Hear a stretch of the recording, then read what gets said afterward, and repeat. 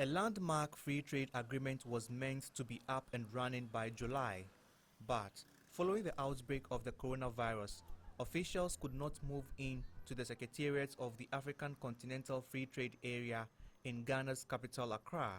The launch has now been postponed. If we don't pay particular attention going forward to the impact of the potentially disruptive impact of health issues on trade, we will not be doing justice to ourselves.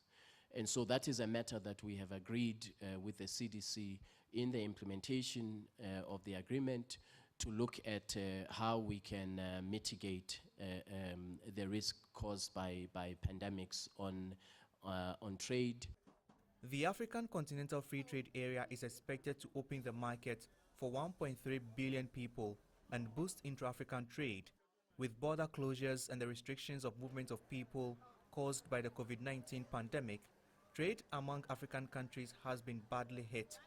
But some analysts say the free trade agreement could still be implemented amidst the pandemic with focus on essential goods, including drugs and personal protective equipment. We have agreed to have a free trade area. It can continue. The only phases and areas that need to be suspended for the time being, those are maybe the ones that they have to recommend. And let's say free movement of people, which have been affected now. You can't be moving from one country to another. But goods and services, now cargoes are being done. So a political decision can be made by the health system. Okay, let's trading still commence maybe in September or October, but for these areas.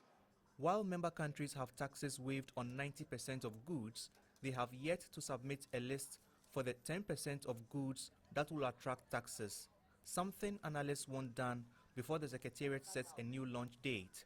With the deferment of the commencement of the trading, it gives governments across Africa enough time to work with their private sectors, trade union organizations, to identify what constitute 10% exclusion list, so that once trading starts next year, there wouldn't be anything back and forth.